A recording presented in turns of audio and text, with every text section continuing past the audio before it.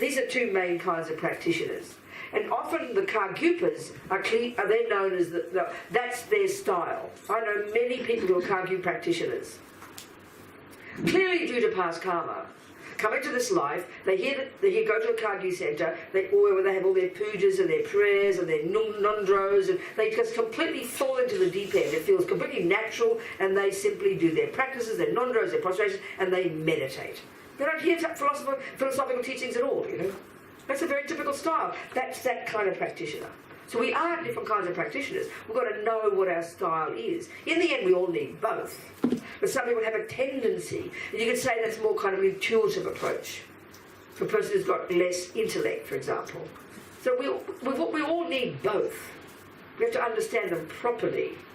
And so if you're a bit caught up in being the meditator, you think the intellectual teachings are boring. If you're stuck in the intellectual, you know, you're stuck in your head, it's a disaster. They're both dangers. So when we realise their relationship, we apply one at one point, you apply the other at another point. It's really important to understand. So this approach is the Mahamudra one. As Lama says here, I don't know if I quoted it. Maybe I did. So we use the first approach. So he said, we used the first approach when I studied in the monastery. We read so much, memorising and reciting and debating philosophical texts every day. Buddhist philosophy is so sophisticated, so intellectual, involving highly complex thinking. I thought that if I understood all the philosophy, the middle way, everything, I'd knock out the ego. I thought about that a lot. I checked, and then I realised my conception was not true. I was shocked. I realised that even if I knew all the Buddhist texts and understood them intellectually, it would never touch my heart unless I meditated. When we learn the words alone, there's no satisfaction. The problem of ego is not solved. And now I look at many of my students. They read so many books, all the philosophy, the psychology, so much information, all this reading. Of course, with this approach, we must also meditate.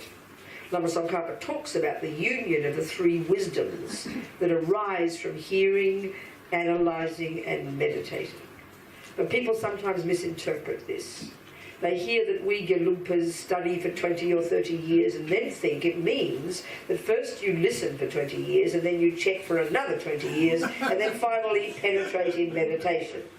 In fact, from the beginning, we integrate these three wisdoms. We practice them simultaneously.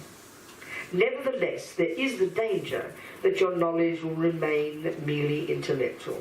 If you don't go beyond the intellectual level, your mind will not be transformed. It's as if the knowledge stays in the books and you are separate from it. You can never get rid of ego this way. You end up missing the point. So the second approach, which is, in other words, the first approach, another way of saying it is learn about emptiness first, then meditate, which is the traditional way we have teachings. That's the way, for me, the approach. Then the other one is meditate first, then discover emptiness. So you could argue that a person who's done a lot of practice in a past life, this would work for them perfectly. Or you could say, sometimes they say a person who's got less intellect, that's the better approach for them. So you've got to work out yourself. We all do need both. We can't avoid. So we shouldn't be arrogant, you know. And indeed, I think in our own life, we sometimes have to think things through, sometimes we just have to be experiential. So it's really just more, it's very logical, psychologically. They've both got their validity, you know. We have to know when to apply them. Do you understand? In general approach to our life, you know. So it's extremely difficult to knock out the ego. You cannot seek the ego's projections philosophically with your intellect. When you practice Mahamudra, intellect is the enemy. You have to go beyond the intellect. You have to meditate. Then real transformation can come. We have to understand, Buddha Maitreya said, that the relative Dharma, everything in the books, is like a bridge. A bridge is helpful for crossing a river, but once you've crossed it, it's goodbye bridge, isn't it? You have to touch the heart. Once you've experienced the fundamental nature of your own consciousness, it's goodbye to all the philosophical concepts. Philosophy is the equipment we use to reach beyond the bondage, but still it is bondage, isn't it? I'm not trying to be revolutionary. Of course, the philosophy is good. It's unbelievably profound. We should respect it. But we are seekers, and we can make mistakes. We can interpret the teachings wrongly. So we need to develop the skill to go beyond philosophy. We should not be afraid to go beyond it. When the great yogi Milarepa and Tsongkhapa went into retreat in the mountains, they didn't bring their books with them. They went beyond scripture, beyond ink, beyond Parker pens. We know it's back in the 80s or something. And even as a boy, Lama Tsongkhapa meditated and communicated directly with Manjushri, the Buddha of wisdom. So it is definitely possible first to meditate, then discover emptiness. And this is the approach here. Mahamudra is a super incredible method. This is the experience of the lineage lamas, all the great yogis and yoginis. They all realized Mahamudra in meditation. Okay, that's from Lama's book. Okay, so let's just talk a bit more about it as a starting point for our weekend together.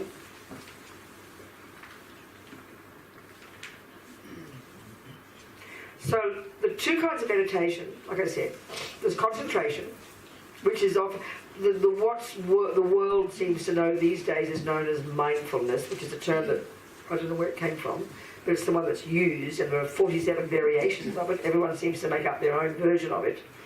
And that's okay. Buddha doesn't own these words. It's okay. But it's based upon this concentration technique. And like I've described, and it's come from these amazing Indians before the Buddha. They're these geniuses. These geniuses. As His Holiness said, were the ones who first began the investigation of the nature of self.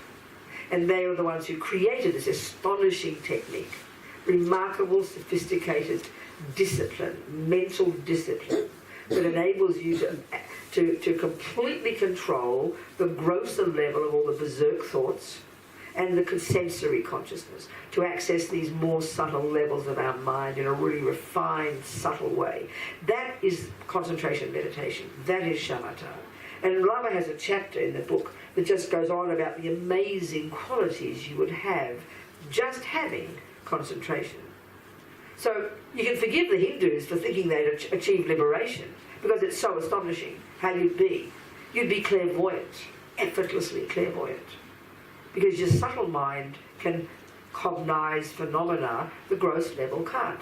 So clairvoyance, clear, precise clairvoyance, not just random moments of it, is completely a function of our mind at a subtle level.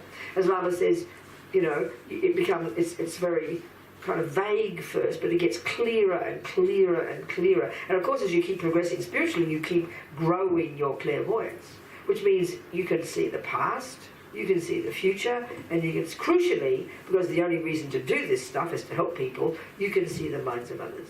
That's how you help. Buddha often says you can't begin to help others until you have clairvoyance. Of course, for us it's mystical, but it's part of the Buddha's deal, If you have a single point of concentration, if you accomplished it, you would be in absolute effortless control in your daily life over every single thought. You haven't realised emptiness yet. You're still in samsara, which is so astonishing. So you'd be so blissful, so radiant, so clear. Your body is as if you have no body at all. There's a fundamentally different experience for meditators, apparently. Your body feels like a feather. It feels super flexible. You can do what you like with it. You would have absolute, effortless, perfect control continuously over every tiny thought. Now, this sounds like insanity, isn't it, in modern psychology? There's no such concept. Therefore, the delusions, they say, when you've got concentration, it is easy to get rid of delusions. Therefore, it is easy to realise emptiness. Because your mind is so controlled, and you're so blissful, light, radiant. Extraordinary qualities. And the Buddha says we've had it in countless lives. We've just never used it to realise emptiness, so we lost the plot, So the Hindus, they have such high, subtle levels of this that they call that's what they think is liberation. But for the Buddha, it's just the beginning. That's the first technique you need. Any level of concentration in our life is what we need to then do the second mode of meditation, which is to sort out the nuts and bolts of reality, basically. Don't have to just do this in relation to emptiness. You can use this second mode of meditation to think about anything, using concentration. But here, special insight is in particular in relation to getting insight into understanding experientially non-duality, emptiness, Mahamudra, So, so the particular characteristic of Mahamudra meditation is that the object of focus in the concentration component of it is your mind itself. That's the object of meditation. So typically we will meditate, we'll use our breath as the object of concentration. Traditionally in the Tibetan system, they don't use the breath much. That's a Theravadan one. It's Buddha's teaching. They use the visualization of the Buddha or your deity, because it's said to be far more meritorious because of the power of enlightened beings. So that's the object of meditation. But here, the object, because always there's something that your mind, they talk about the mind being the subject. And the thing it thinks about or observes or cognizes is referred to as the object of that state of mind. So the object of concentration in this technique is the mind, your own mind itself. First, the thing so what to do it, and we'll do a bit, maybe we'll do it before you go to bed, 5 minutes just to try it. Excuse me. So you first, because our mind's berserk, the actual object is called the clarity of our mind. Now that's pretty abstract to us. So what do we mean by this? Well, we have to know what the mind is. We're discussing here, you're not focusing on your brain. You don't have to get a sort of a microscope up your nostril to look at your brain. We think mind, which where the thing we start with, because our mind is too chatty, we can't even experience this clarity of the mind, is you start with the thoughts. So first of all, your mind is not physical. Second, it's the thing we're focusing on then, in the beginning, to start, before we steady the mind, is whatever thought, you start with whatever thought's popping up. Initially it feels weird, because you sort of think, where's the thoughts, what am I focusing on? The breath is easy, that's an external object. The breath is a very gross object. We need eventually, in real meditation, to really get deeper and more subtle, you have to have an internal object. That's why the breath, you can only go so far, because it's physical, it's gross, it's external. The mind is internal, so a visualization is internal. The mind itself, a thought, is internal. So this is excellent. So that's the unique characteristic of Mahamudra meditation. The object of meditation is your own mind. And what that means when you start is whatever pops up in your mind. Whatever pops up, that's it. You try to focus on that, which feels weird for us, because the breath, you can kind of locate it, But this, we can't quite work it out. That's the beginning. So the ideal is, of course, if you begin to become a bit successful, your mind steadies, your thoughts tend to calm down, and then they say the actual object is the clarity of the mind, which is quite sophisticated for us. We probably won't even get to it. It's the assumption, I think, of the clarity. You can practice imagining, trying to focus on the clarity, but when you experience the clarity, that's already pretty subtle. So the clarity of the mind is said to be its conventional nature. The emptiness of the mind, because Mahamudra is taught as being the way to realize the ultimate nature of the mind, which is kind of curious, because the whole way through the commentaries and Panchen Lama's texts, they're all the time talking about the emptiness of the self. But the actual Mahamudra is said to be the understanding of the emptiness of the mind. So, the way the meditation is done, you'd start locating the thought. You'd focus on that. Just like you do with your breath, you learn to pay attention. Okay, maybe we should go. Okay. I think it's helpful for us now to look into what are the parts of our mind that are functioning in concentration meditation. Because if we don't understand Buddhist psychology, we really will not understand how properly to do mindfulness, as we call it, concentration meditation, and we won't know what to do with it. This is the big problem, you know. So as we know, in Buddhist psychology, I'm just stepping back now, we'll go further later, there are 3 categories of states of mind in the contents of our mind, of our mental consciousness. We have sensory consciousness. This is an important point. We have sensory consciousness. And then we have mental consciousness. This is a crucial, fundamental distinction to be understanding. Sensory consciousness, obviously, is that part of our mind, or our consciousness, same,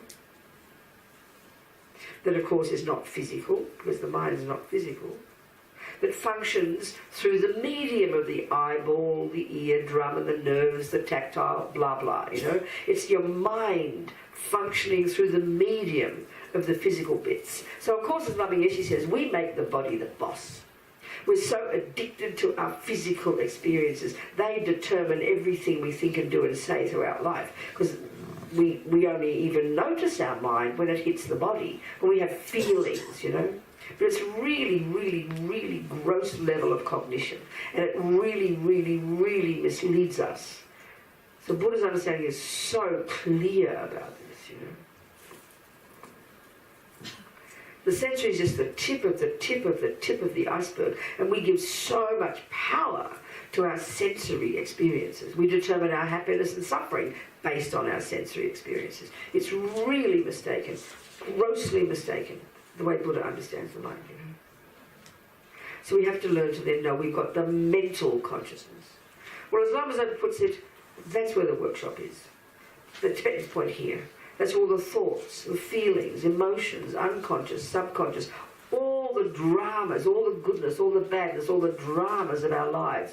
It's the mental consciousness. So we have to, even intellectually first, clearly make this distinction, you know. But this is where it's interesting. People talk about getting in touch with their anger in their body. We talk like this. So misleading. It's true, because our feelings, when we say anger, we mean a feeling in the body. It's true, there is a feeling in the body, definitely. But that's not anger, that's absurd. Anger's a mental state, anger's a conception, anger's in the mental consciousness. Well, you know this already, it's a revelation. But you've got to know that from the Buddhist point of view.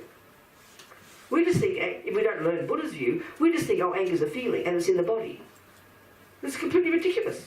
It is not in the body. Don't be absurd. Well, it is in the body. Okay, the Buddhist model, it's in the Vajrayana model of the physical person, the mind and the body. We have this subtle physical energy. We've got gross consciousness and gross body, this bag of bones. Then we have subtle consciousness that comes inextricably along with subtle body or subtle physical energy. And that's the Tibetan medical system. They use that. That's Vajrayana. We have 72,000 subtle, a nervous system, a subtle nervous system containing 72,000 subtle physical channels. You can't see them with a microscope, but there's subtle physical energy coursing through our entire body, and within these channels are coursing these wind energies, the prana. This is the basis of Tibetan medical system. And all of our states of mind, all the emotions, all the anger, and the jealousy, and the love, and the kindness, all the different states of mind are inextricably linked to their own wind energies. This is a fundamental in this model, that all minds in the universe have their own set of the 4 elements. And our mind and our 4 elements, which are the basis of a person, they're inextricably linked. So indeed you can say physical. So when anger is really strong, that state of mind, we know it's like a storm inside us, isn't it? There's a storm inside. Well, you're right. Because the wind energies connected to anger have gone berserk. You're breathing fast, you're racing, the tears are coming, you're hyperventilating, right? The wind energies have gone berserk, and they affect your grosser level. So it is true, it is physical, but anger is not a function of the body. It's not a function of the winds. It's a mental state that is connected to its own winds. And anger is a mental consciousness. It's a mental state. In fact, it's a conception. This is the Buddha's model. If we don't get this, we do not understand Buddhism, and you will not get far in your practice. That's a fact. Because you'll be misinterpreting everything going on inside you, you know. Have you ever studied low Reiki? I bet you haven't taken it in. It's gone one ear out the other. Because every word I'm saying is to do with low Reiki. Okay, a bit of Tantra as well. We've got to internalise it. Then we'll understand concentration meditation.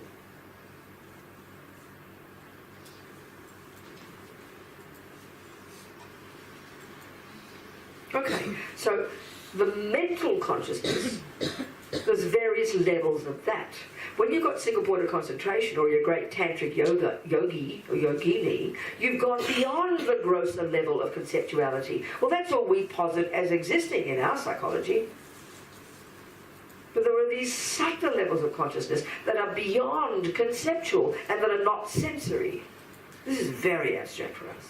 But this is the theories, and it's an astonishing method, astonishing system. These amazing Indians, before the Buddha came up with it, they're geniuses. And they mapped the mind internally.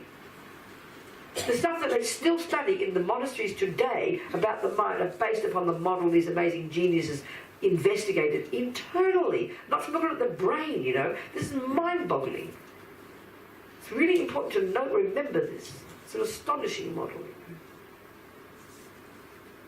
So within the mental consciousness, we've got two levels of cognition.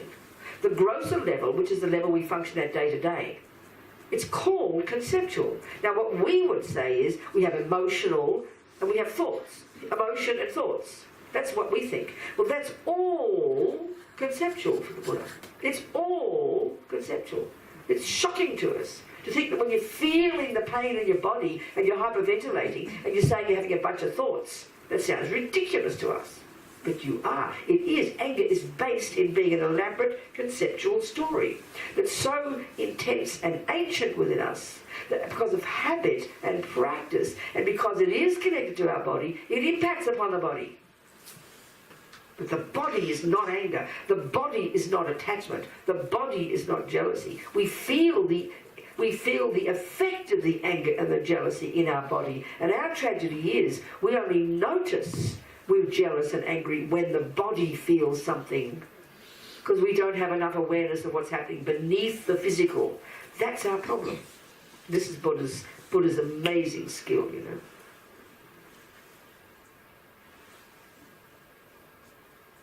So it's mental consciousness. So we start with concentrating on whatever pops up in the thoughts. You just try to locate and focus on that each moment. So let's look then at what is involved, what parts of our mind. Time do you have to go to bed? 9 o'clock. Oh, okay then. So let's look at the parts of our mind that are involved in concentration meditation, or mindfulness as we call it, you know. So within the model of the mind, like I'm saying, there are 3 categories of states of mind. The neurotic, deluded, deceptive, ridiculous, hallucinated visions, the mental illnesses, the afflictions, whatever word you like, honey. This is the nonsense within us that breaks our heart, hurts us, causes us to do ridiculous things, causes future suffering, and causes us to harm others. This is the stuff that Buddha has found, amazingly, that is not at the core of our being, and we can get rid of it.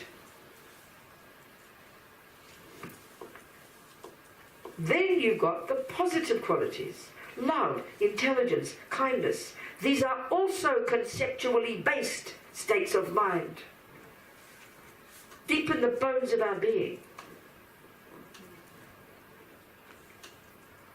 They've each got their own precise definition. They function in a very precise way, according to these amazing yogis and the Buddha and all the amazing yogis since, you know. Then you've got the third category, And they call these neutral, but that's a bit misleading. What they mean is this third category are neither neurotic nor virtuous in their character. They're neither negative nor positive in this way that Buddha describes the different feelings and thoughts within us. Anger is an example of a negative or neurotic state of mind. Love is an example of a positive, virtuous state of mind. So these two distinct characteristics. This is unique to the Buddha. We don't just ride the mind like this in the modern world. We just give them equal status as being a normal part of a normal person. So normal that if you didn't have anger or jealousy, you'd be considered mentally ill. Buddha's view is very different. You know, having them, you are mentally ill. But you know what? You can get rid of them. And I found a method, Buddha tells us. This is the whole point of Buddha's teachings. This is the entire point of Buddha's teachings. To get rid of Sangye, the Tibetan word for Buddha. The etymology tells us exactly about what Buddha's entire methodology is about. Sang, Buddha, implies the utter eradication from our mind of all the nonsense, all the ego grasping, all the attachment, all the anger, all the other rubbish, these adventitious nonsense. This is outrageous concept, radical, insane concept, if we compare with the materialist models of the mind. So we've got to hear it carefully. It's unique to the Buddha. And then this Gye, Buddha, implies the development to perfection of all the other stuff, the goodness, the compassion, the kindness, the intelligence. So Buddha's findings, his own experiential findings, his own direct experience in the depth of his own mind from, countless lifetimes of practice, is that these neuroses, these afflictions, are not at the core of our being, and we can get rid of them. Sang implies that. And Gye implies the goodness within us, the intelligence. These are at the core of our being. We can develop them to perfection. That's a Buddha. So that means it's obvious the job of a Buddhist from beginning to end is to have the ability to distinguish between the neuroses and the virtues. That's the point. That's the point. From all the way from here to enlightenment. So what parts of our mind do we have to develop and use to do that job? That's the third category. I like to call them the mechanics of the mind. And these, whether you're a murderer or a meditator, you need mindfulness, which is simply the ability to not forget what you're doing moment by moment. Whereas now that's practically become its own religion as well. But it's not virtuous, it's not non-virtuous, it's one of these mechanics of the mind, which I call. It's simply the ability to not forget what you're doing moment by moment. Everybody needs it. A thief needs mindfulness. A murderer needs mindfulness. A whale needs mindfulness. It means not forgetting what you're doing. It's pretty straightforward, We give us all these holy bells and whistles.